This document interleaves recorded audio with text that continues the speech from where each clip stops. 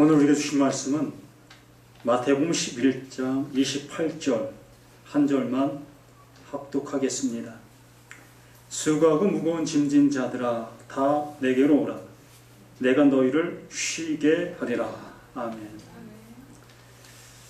쉬게 하리라. 이 말씀 그대로입니다. 여기다 보태고 더할 것도 없고 뺄 것도 없습니다. 이 말씀 그대로 우리를 쉬게 하리라. 이 말씀을 우리에게 주신 것입니다. 이 말씀을 들은 자들이라면 이 말씀 그대로 우리는 쉬어야 되는 것입니다. 일을 하면 안 돼요. 예수님께도 우리에게 말씀하신 그 말씀이 우리에게 이루어져야 되는 것입니다. 아니, 이루어지는 것이 아니라 이루어 놓은 것을 우리에게 먹으라고 한 것이지요. 우리에게 주신 것입니다. 선물로. 이 선물로 주신 이것을 우리는 받음으로 인해서 우리의 그 모든 것이 쉼을 얻는 것입니다. 이 구약 백성들, 그들은 하나님 앞에 어떻게 하면 구원받을 수 있을까라는 그러한 모습 속에서 이렇게 수고하고 애쓰는 그 삶을 지금껏 살아온 것입니다. 그래서 예수님은 그들을 보시면서 수고하고 무거운 짐진 자들아 내게로 오라. 내가 너를 쉬게 한다. 바로 그 말씀이 그 모습 속에 있는 그들을 향해서 하신 말씀이에요. 수고하지 말라. 일하지 말라. 내가 널 쉬게 하러 왔다. 내가 다 이루었으니 너는 쉬어라. 그러면 이 말씀이 이 구약 백성들 그들에게만 적용되는 것이냐라는 얘기입니다. 우리 또한 구원받기 위해서, 구원을 위해서 우리가 얼마나 많은 수고를 하고 있느냐는 것입니다. 주일날 예배, 또한 수요일날 예배, 금요일날 예배, 또한 각가지 예배, 또한 주를 위하는 그 봉사활동, 이 많은 것들, 우리가 구원을 위한, 또한 믿음을 위한, 하나님을 위한 그러한 일들을 우리는 수없이 이렇게 쉬지 않고 일을 하고 있다는 것입니다. 그것을 향해서 또한 예수님께 우리에게 말씀하시는 것이 수고하고 무거운 짐진 자들아 다 내게로 오라. 내가 너를 쉬게 하리라. 이 말씀을 또한 우리에게 동일하게 해주시고 있다는 것입니다. 쉬지 않는 것이 죄인 거예요. 쉬지 않는 것이 불법이라는 것입니다. 이 말씀을 듣는 사람들이 참 오해할 소지가 많이 있습니다. 그럼 어떻게 살으라는 것이고 어떻게 구원에 이를 수 있느냐라고 할 수 있겠지요. 바로 그것을 위해서 예수님이 쉬라고 하시는 거예요. 너희가 행할 것은 아무것도 없다. 너희가 무엇을 해서 하나님 앞에 갈 수 있겠느냐. 너의 믿음의 생활, 그것을 가지고 하나님을 만족시킬 수 있다? 구약의 수많은 사람들이 정말 율법을 정말로 잘 지키면서 애쓰고 애쓴 그들을 향해서 예수님께서 수고하고 무거운 짐진 자들아 다 내게로 오라. 내가 널 쉬게 하마. 내가 이루어 놓았어. 너는 내가 주는 선물을 받아 라고 말씀해 주신 것입니다. 이것 이상 아무것도 없어요. 이 구원을 위해서는 우리가 해야 될 어떠한 것도 없다는 것입니다.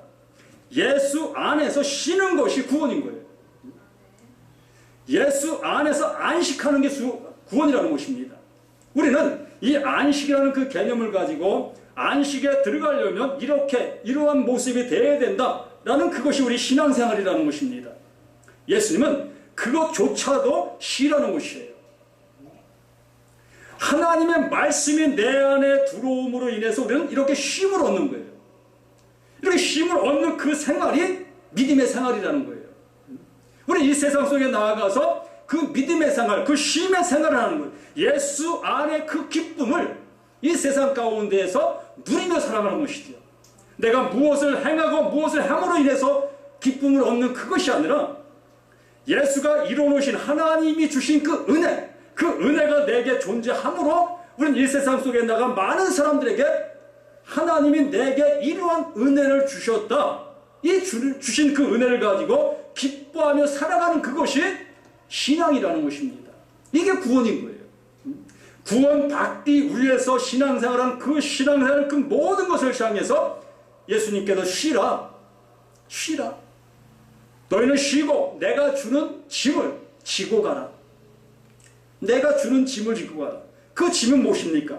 예수님께서 이뤄놓으신 그 기쁨의 짐, 그 안식의 짐, 평안의 짐, 내가 너에게 평안을 끼치노라.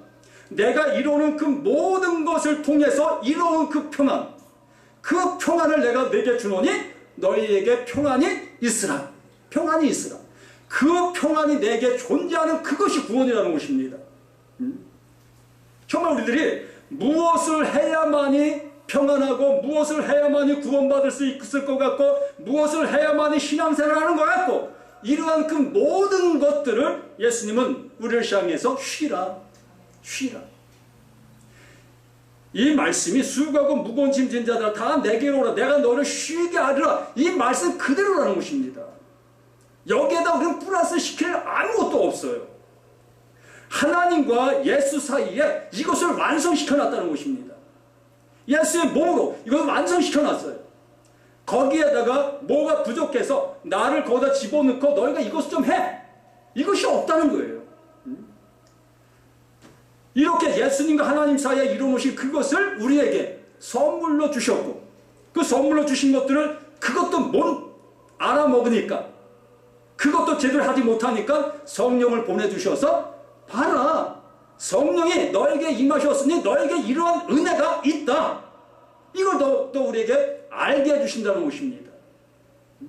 이렇게 확실한 은혜를 우리에게 주셨는데도 불구하고 우리는 그 안에 기뻐하지 못하고 그 안에 믿음의 삶을 내가 행하려고 하는, 내가 이루려고 하는, 내가 성취하려고 하는 이러한 모습의 신앙생활을 우리가 하고 있다는 거예요.